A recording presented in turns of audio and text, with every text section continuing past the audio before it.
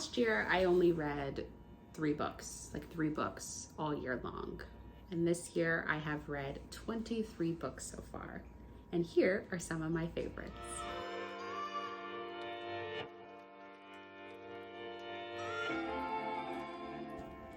I started my reading journey this year because I wanted to kind of stay off of social media. I felt like I was kind of using social media and then getting that like FOMO feeling, that feeling of like, because we moved here to North Carolina, we didn't really know people when we got here. You know, social media can really remind you of how lonely you are, not to get all personal, to get, you know, to my own personal problems, but it was something that I struggled with, and so I turned to books to get me off of that FOMO feeling on social media. And here are some of the top ones that I've read so far. Hello, if you don't know me, my name is Jerry. This channel is just about anything and everything that I want to talk about, and lately my new obsession has been books. So here are some of the top books that I have read so far this year. Starting off, a book that is very familiar all over social media and one that is probably no surprise. 7 Husbands of Evelyn Hugo. I absolutely loved this book so much. I did have some major problems with it as well, but ultimately I absolutely loved the love story in this book and could not recommend it more. The story follows Evelyn as she's a Hollywood star and the journalist who comes to interview her to talk about her 7 husbands. We'll also talk about her life and other things. I don't want to spoil anything of this book. When I mean that I had some problems with this book, I kind of had issues with representation, particularly the representation of the women of color in this book and how their identity as women of color really wasn't discussed, even though you're a part of a time in Hollywood where racism 100% did exist, and it was almost like racism did not exist in this world. And that was kind of the issue that I had in this book, as well as some other elements with Evelyn and her own identity. And you know, there was just some issues I had with that, and I hope that when the film adaptation comes out, whenever it comes out, when the film adaptation comes out, I hope Taylor Jenkins Reid fixes some of those problems and corrects some of those things. After hearing some of her interviews, it kind of seems like she recognizes some of those problems, and hopefully she fixes them in the film. I also will say that some people call this book like a Marilyn Monroe ripoff. As a film major, I am very insulted by that comparison. If anything, it would be a Elizabeth Taylor ripoff, as well as some elements that are also happened in classic Hollywood with women of color dyeing their hair blonde in order to fit into that very white system. Ultimately, I don't consider this book to be a Marilyn Monroe ripoff whatsoever. And I really did enjoy this book, and I couldn't highly recommend it more. This book totally got me into thrillers, and I think it's also a very popular book as well, The Housemate by Freida McFadden. This book had twists that I did not expect. At first, when I was reading the book, I would compare it to Verity by Colleen Hoover. I had read that one last year, and this book definitely gave me Verity vibes in the beginning, but then when that twist happens, it just throws you through a complete tailspin, and I couldn't recommend this book more. This book follows a housemaid who starts working for a family, and while she's working for the family, she lives with them. And this housemaid as well has her own past and history. She starts working for this family, and she starts living in their home, in their attic. And in this room that she lives in, the door only locks from the outside. And so that in itself is terrifying and a great reason why I absolutely loved this book so much. There's so many elements of this book that really speak to domestic violence, and I think Frida McFadden did such a great job with this book. And I also read The Housemate Secrets, but this one I gave 5 stars too. It's absolutely great, and if you're looking into getting into thrillers, I would pick this one up. Next, we have My Dark Vanessa. This book is beautiful, it's sad, it's gut-wrenching, it's emotional, it's a tough read. There were many times while reading this book where I had to put it down, and I can't recommend this book enough. I would definitely look up trigger warnings for this book. There are some scenes in here that were really tough to get through, but I think ultimately this is a book that every young woman should read. The story follows 15-year-old Vanessa as she's going to a boarding school, and she gets in an entangled affair with her much older teacher, and it talks about their relationship and how their relationship affects her all the way up until the year 2017, where a lot of the Me Too movement things were happening. And I don't want to give away other things as well, but talking about that relationship, her coming to grips with how their relationship really wasn't okay, and it just can't recommend this book enough. It was one of my favorite reads of the year, and it's a tough one to read, but absolutely worth reading, and definitely a book that is super relevant now, especially with people not quite understanding what the word grooming means, are not understanding how grooming works, how people can be groomed and have those lasting effects. And I think this book is so great, so relevant, so amazing, and a 5-star read. Next, I've actually never heard anybody talk about this book. I actually heard about it from Jordy's book club on Instagram, and he had recommended it like last year, and I finally got around to reading it this year. And it's Real Easy by Marie Rutowski. Like I said, I haven't heard much people talk about this book, and this book is more of a thriller, a crime thriller.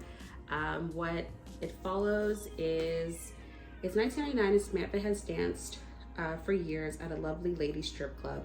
She's not used to mixing work and friendship. After all, between her jealous boyfriend and his young daughter, she has enough on her plate. But the newest dancer is so clueless that Samantha feels compelled to help her learn the hustle and drama of the club. How to sweet talk the boss, fit in with the other women, and make good money. One night when the new girl needs a ride home, Samantha agrees to drive. A simple decision that turns deadly. Georgia, another dancer drawn into the ensuing murder and missing person investigation, gathers information for Holly, a grieving detective determined to solve the case. Georgia just wants to help, but her involvement makes her a target. As Holly and Georgia round up their suspects, the story's point of view shifts from dancers, detectives, children, club patrons, and the killer. Drawing on her experience as a former dancer, Maria Rutowski immerses us in the captivating world of the club, which comes alive with complicated people trying their best to protect themselves and those they love. Character-driven and masterfully plotted, Real Easy gets to the heart of the timeless question, how do women live their lives knowing that men can hurt them? And that is the amazingness of this book. I absolutely gave this book 5 stars. It was so good. Also, what I love about this book is how it immerses you in the world through this very character-driven story. Each chapter focuses on a different character, and you may think, oh, like, why am I hearing the perspective of this person? But it gives you this whole view of club that these women work at, the danger that they are in, and the people who are around them. And it follows this serial killer, and you get to be in the mind of this serial killer and what his feelings are about women, what his feelings are about, the people that he's murdered. And it is one of my favorite books. At first I was confused by the changing characters of this book, but ultimately when the story all came to a head and you figured out who the serial killer was, it was completely rewarding and also very satisfactory, and I would totally recommend this book. Next, we have Yellowface by R.F. Wong. This is one of my most highly anticipated books of the year. Once I heard what this book was about, I could not wait to get it in my hands, and it definitely did not disappoint. Author June Hayward and Athena Liu were supposed to be twin rising stars, but Athena's a literary darling. June Hayward is literally nobody. Who wants stories about basic white girls, June thinks. So when June witnesses Athena's death in a freak accident, she acts on impulse. She steals Athena's just finished masterpiece, an experimental novel about the unsung contributions of Chinese labor during World War I. So that's a little bit of the blurb of what this book is about. I thought this book, I've never wanted to punch a main character in the face so bad. I thought this book was so freaking amazing, and I definitely want to pick up other books from R.F. Wong. This one was frustrating. It was, as a person of color, I can also say that this book kind of just doesn't feel like a surprise of what some people are already thinking, especially in the day and age where diversity and inclusion are very important. It does not surprise me, the thoughts that were coming out of this woman's mouth, but I have to say this book was absolutely amazing, and I will be checking out Rebecca's other books. Just brilliant. This book, I think also had some polarizing differences, but I absolutely loved it. It's Happy Place by Emily Henry. This book I felt like it was speaking personally to me, like Emily Henry was speaking to me directly. I don't know how she got into my head, but I absolutely loved it. Don't be fooled by like the happy cover. This book is very emotional. This book, I almost cried, I screamed, I clenched my fist. I thought it was just absolutely great and brilliant. I would go into this not thinking it's gonna be a happy-go-lucky story. It follows Harriet and Wen, who go on vacation with their college friends. A secret that they're hiding from them, and that is that they had broken up a couple months before the trip, and they're having to pretend to be together in order to keep the secret from their friends. This book was fantastic, and I related so much to the main characters. There's topics discussed here like mental health and the death of a family member, so I would look up other trigger warnings for this book. Don't go into it thinking it's just going to be this happy summer read just because it has the word happy in the title and because it's a pink book. It is great, it's breathtaking, and I will definitely be checking out Emily Henry's other books, and this book has my heart completely. I loved it so much. Last but not least, in this book, I read it, I didn't want it to end. I'm probably gonna reread it. I loved it so much. That is I Have Some Questions for You by Rebecca Mackay. This book follows Bodhi, who's a true crime true story podcaster who goes back to her old boarding school to teach a podcasting class for students. Back when Bodhi used to go to that school, her roommate actually was murdered by one of the staff at the school. And so it's her reminiscing about that particular time period and going through maybe some of the things that she felt like were unfair about that time, whether it was personal or things that happened to her roommate.